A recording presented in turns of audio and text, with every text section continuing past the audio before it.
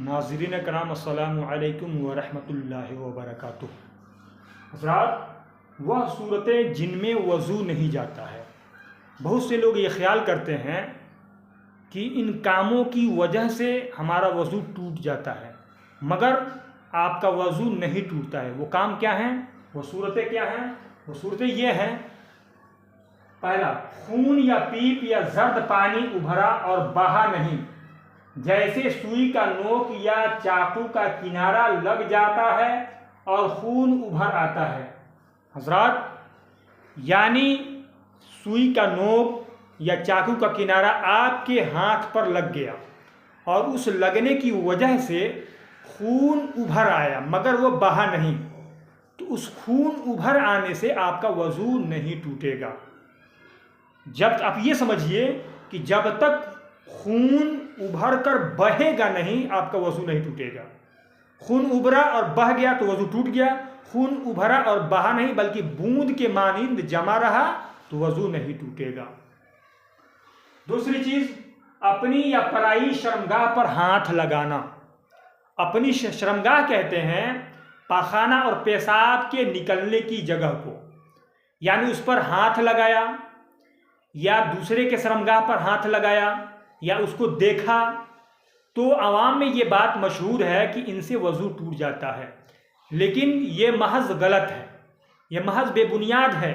उससे वज़ू नहीं टूटता है। हज़रात, तीसरी चीज़ क्या है? खिलाल किया, मिसवाक की या उंगली से दांत माजे या दांत से कोई चीज़ काटी, उस पर खून का असर पाया या नाक में उंगली डाली, उस पर खून की सुर्खी आ गई मगर वह खून बहने के काबिल नहीं, तो वज़ू नहीं जाएगा। मिसाल के तौर पर किसी ने दांत माजा या किसी ने दांत से कोई चीज़ काटी या उंगली से नाक साफ की और इन तमाम कामों की वजह से मुंह के अंदर खून नज़र आया, खून की सुर्खी नज़र आई, या हाथ नाक के अंदर डाला और हाथ के ऊपर सुर्खी आ गई, खून का धब्बा आ गया, तो ऐसी सूरत में भी आपका वज़ू नहीं जाएगा। हाँ, अगर मुंह से इतना खून आया कि थूक के ऊपर खून गालिब आ गया, यानी आप थूक रहे हैं तो थूक कम और खून ज़्यादा नज़र आ रहा है, तो ऐसी सूरत में आपका वज़ू टूट जाएगा। लेकिन वो थूक के ऊपर खून गालिब नहीं है, तो ऐसी सूरत में वो आपका वज़ू नहीं जाएगा, बरकरार रहेगा। चौथी चीज़ क्या है? नाक साफ की और उसमें जमा हुआ खून निकला, उससे भी वज़ू नहीं टूटेगा। यानी बहुत से लोग नाक जब साफ करते हैं, नाक छिनकते हैं, तो उससे नाक के जो अंदर जो फुजलात होते हैं उसके साथ वो तो निकलते ही निकलते हैं। अगर उसकी जगह खून का लोथड़ा भी निकला, अगर वो खून जमा हुआ है, तो आपका वज़ू नहीं टूटेगा। समझ में आ गई? पांचवी चीज क्या है? कान में तेल डाला और एक दिन बाद कान या नाक से वह पानी निकला, वो तेल निकला, यानी कान में तेल डाला और एक दिन के बाद उसी कान से या नाक के रास्ते वो तेल निकला, तो ऐसी सूरत में भी आपका वज़ू नहीं जाएगा। छठा क्या है? जूं, खटमल, मच्छर या पिस्सू ने खून चूसा। जूं कहते हैं ढील को, अपनी ज़बान में, मादरी ज़बान में ढील या पिस्सू या खटमल या मच्छर के खून चूसने की वजह से वज़ू नहीं जाता है। हज़रात, अगर उन चीज़ों को, उन हशरातुल अर्द को अगर अपने जिस्म पर आपने मार डाला, मिसाल के तौर पर मच्छर को अपने हाथ पर मच्छर बैठा था और आपने मच्छर को मार डाला, तो उस मारने की वजह से जो खून हाथ पर लगा उससे भी वज़ू नहीं टूटता है।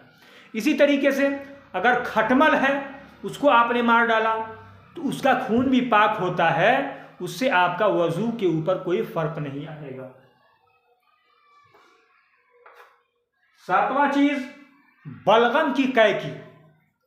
बलगम की कैकी चाहे वो जितनी भी हो। हज़रात, ये कै होता है जो पेट से, हम जो खाना खाते हैं वो पेट से निकलता है और वो मुंह भर का हो तो वज़ू टूट जाएगा। या एक जर्द पानी निकलता है, अगर वह मुंह भर का निकले तो आपका वजू टूट जाएगा। लेकिन अगर बलगम चाहे मुंह भर का हो, मुंह भर कै की, तो बलगम के कैसे वजू नहीं जाता है। बलगम आप समझते होंगे, जब खांसी होती है तो उसके साथ मुंह से सफ़ेद कलर की रुतूबत निकलती है, गाढ़ी रुतूबत, उसको बलगम कहा जाता है। बलगम हर आदमी जाता है। तो बलगम की कै की, बलगम मुंह से निकला तो उससे वजू नहीं टूटेगा। बैठे बैठे ऊँघ रहा था, यानी आप मस्जिद में बैठे थे, आपने वजू बना लिया है और आप ऊँघ रहे हैं, तो ऊँघने की वजह से आपका वजू नहीं जाएगा। हाँ, अगर किसी सहारे से, किसी चीज़ से आपने टेक लगाकर, सहारा लगाकर बैठ गया और आप सो गए और उस सहारे को हटा दिया गया, उस चीज़ को हटा दी गई, तो आप उसके हटाने की वजह से गिर गए, तो इस सूरत में आपका वजू टूट जाएगा।